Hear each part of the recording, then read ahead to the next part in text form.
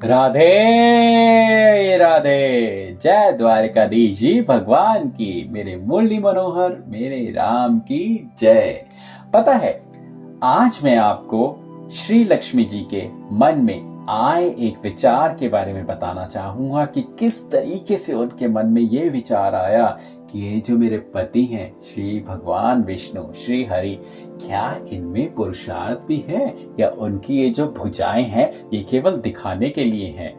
आखिर ऐसी शंका उनके दिमाग में क्यों आई और किस तरीके से भगवान श्री नारायण ने उनकी इस शंका को मिटाने के लिए क्या उपाय किया, ये जानना आपके लिए बहुत जरूरी और बहुत ही रोचक होगा, बहुत ही रोचक। क्योंकि मेरे भगवान कभी भी कुछ भी जो भी करते हैं बहुत सोच समझ के करते हैं।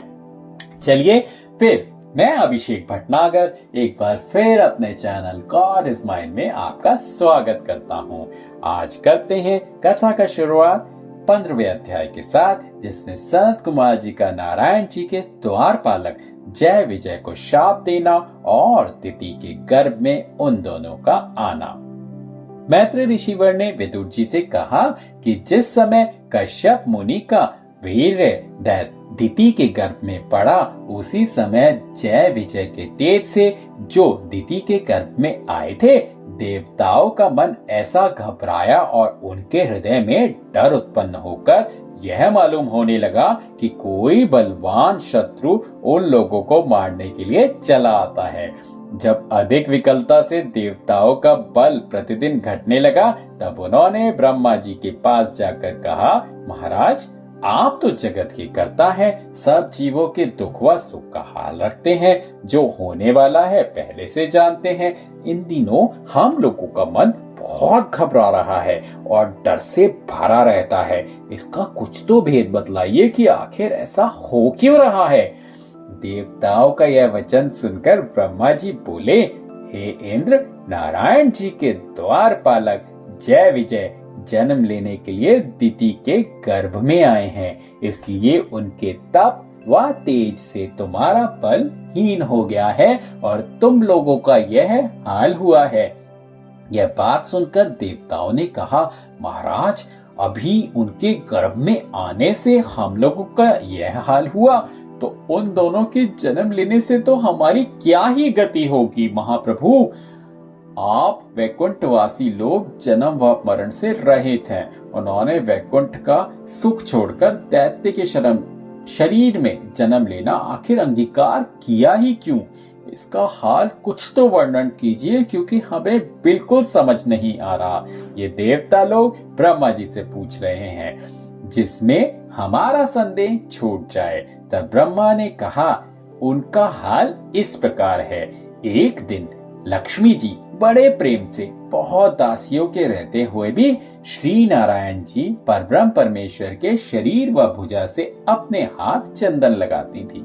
परब्रह्म परमेश्वर वैकुंठ में जहाँ सब स्थान सोने के जड़ाऊ बहुत अच्छे बने हैं, रत्न सिंहासन पर बैठे थे। उस समय जगन माता ने यह विचार किया कि श्याम सुंदर की भुजाएं देखने में बहुत सुंदर और कोमल मालूम होती हैं, पर मैंने आज तक इन भुजाओं का बल कभी नहीं देखा। ना मालूम इनमें कुछ पुरुषार्थ है भी या नहीं। नारायण जी अंतर्यामी ने उनके मन का यह हाल जानकर उनको अपना पराक्रम दिखाने के लिए यह विचार किया कि जय और विजय, जो कि मेरे द्वारपालक हैं, उनके सिवा जो और दूसरा कोई एक क्षण भी हमारी भुजाओं का बल सह नहीं सकता जो मेरे साथ लड़ सके। इसलिए दैत्य योनि में जो हमारे शत्रु हैं, इन दोनों का जन्म देते हैं और उनसे लड़ाई करके अपनी भुजाओं का पराक्रम लक्ष्मी जी को दिखाते हैं। ऐसा विचार कर वैकुंठनाथ ने जय विजय का ज्ञान बदल दिया। उसी कारण उन्होंने 3 बेर दैत्य के तन में जन्म लिया। उनके जन्म लेने का यह हेतु है कि एक दिन सनक, सनंदन, सनातन, सनत कुमार चारों भाई, जो कि श्री नारायण जी का प्रथम अवतार थे, जिनको किसी समय भीतर जाने के लिए वैकुंठ में मनाही नहीं थी, नारायण जी का दर्शन करने के लिए वहां गए उसी दिन परमेश्वर की इच्छा से, जिसका हाल हमने आपको पहले भी बताया है, द्वारपालक जय विजय चतुर्भुजी स्वरूप ने 7वीं डेवड़ी पर सनत कुमार आदि ऋषिवरों को भीतर जाने से मना करके कहा कि नारायण जी से पूछे बिना तो हम अंदर किसी को जाने नहीं देते हैं।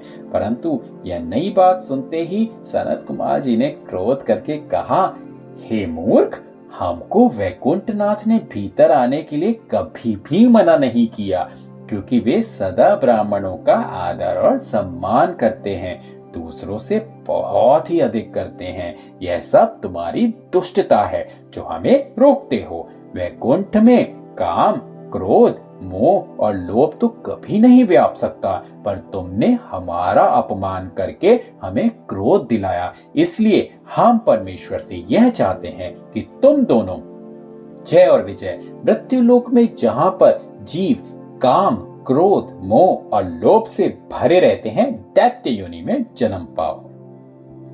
यह शाप सुनते ही जय और विजय तो बहुत घर पर आ गए और उनका गर्व जाता रहा। दौड़कर सनत कुमार जी के चरणों पर गिर पड़े और रोते हुए हाथ जोड़कर विनय करके बोले, महाराज, हमने जाना कि अब तो हमारे दिन पूरे आए हैं, इसलिए हमसे इतना बड़ा अधर्म हुआ, सो हमारा अपराध क्षमा करके अवधि का प्रमाण कर दीजिए कि दैत्य योनि से कब हमारा उद्धार होगा।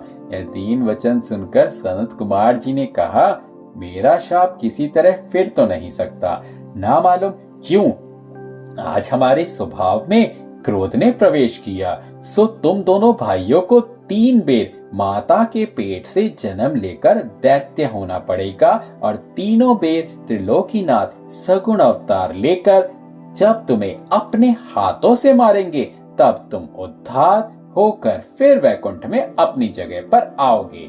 जिस समय सनत कुमार जी जय विजय से ऐसा कह रहे थे, उसी समय वैकुंठनाथ यह हाल सुनकर सनत कुमार जी का सम्मान करने के लिए नंगे पांव लक्ष्मी जी समेत बाहर निकल आए और सनत कुमार जी के चरणों पर गिरकर बोले, इन द्वारपालों से बड़ा अपराध हुआ जो इन्होंने आपको रोका। मेरी लक्ष्मी को तुमसे कुछ पर्दा नहीं है। अधर्म की जगह स्त्री को पर्दा करना चाहिए। वैकुंठनाथ की यह अधीनता देखकर सनत कुमार जी ने मन में कहा कि देखो कैसी नम्रता नारायण जी में है। जिस परब्रह्म परमेश्वर के चरणों का ध्यान ब्रह्मा, महादेव आदि देवता और नारद मुनि आदि ऋषिवर व ज्ञानी लोग अपने हृदय में रखने से भवसागर पार उतरकर कृतार्थ होते हैं, वही आदि पुरुष भगवान तीनों लोकों के मालिक व उत्पन्न करने वाले और उनका भजन व स्मरण करने से हमको इतना सम्मान मिला है, हमारे चरणों पर गिरकर इतनी अधीनता करते हैं, क्यों ना हो। इसलिए ये अपना नाम ब्रह्मण्य देव रखकर बड़े प्रेम से ब्राह्मणों का सत्कार करते हैं। नहीं तो इनका क्या प्रयोजन था जो मुझ ऐसे गरीब ब्राह्मण पर इतनी दया करते। यह सब कृपा इसलिए करते हैं जिसमें संसारी लोग यह हाल सुनकर ब्राह्मणों की सेवा और सम्मान करें। ऐसा विचार कर सनत कुमार जी त्रिलोकीनाथ से हाथ जोड़कर विनय करके बोले, हे दीनानाथ, मैंने क्रोधवश आपके सेवकों को शाप दिया, सो आप दया करके मेरा अपराध क्षमा कीजिए और अपने चरणों का ध्यान मुझे दीजिए, जिसमें आपके चरण कमलों का ध्यान मन में रखने से हमको फिर कभी क्रोध ना आए और कोई जीव मेरे हाथ से दुख ना पाए।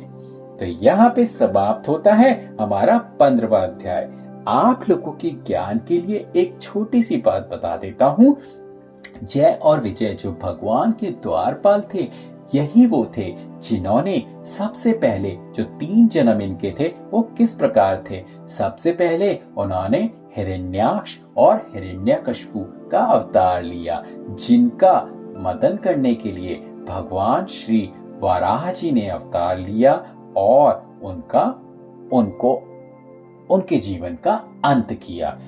दूसरा जन्म उनका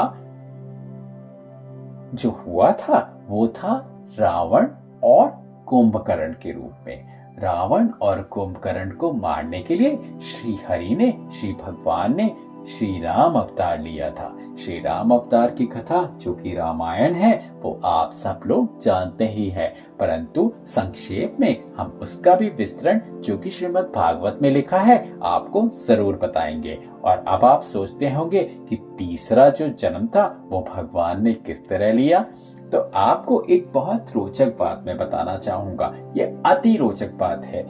बहुत लोग ऐसा सोचते हैं कि जरूर कंस जो कि जय विजय का अवतार रहा होगा। नहीं, ये सत्य नहीं है। कंस जय विजय के अवतार में से एक नहीं था।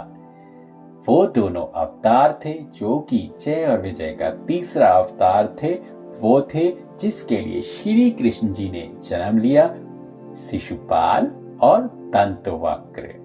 अब ये शिशुपाल और दंतवक्र क्या है, कौन थे, इनकी क्या कथा है, इसे जानने के लिए तो आपको श्रीमद् भागवत धर्म के भगवत ज्ञान के बारे में रोजाना सुनते रहना पड़ेगा।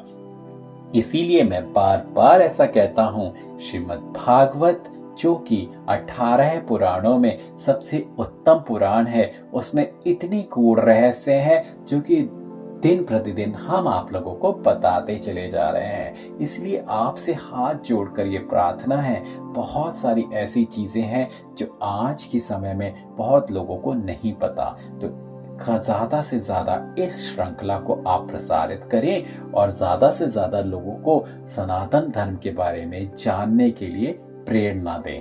ये मेरा आपसे अनुरोध है। बाकी यदि आप ऐसा करेंगे तो जरूर कहीं ना कहीं आप भगवत धर्म को फैलाने में हर किसी की और हमारे धर्म की मदद करेंगे। मैं जरूर चाहूंगा यदि हो सके तो हर व्यक्ति यदि ऐसा पकड़े कि कम से कम मैं आगे आने वाले 10 लोगों को जरूर ये प्रोत्साहित करूंगा कि इस श्रृंखला को के साथ जुड़े और श्री भगवत भजन के बारे में जाने।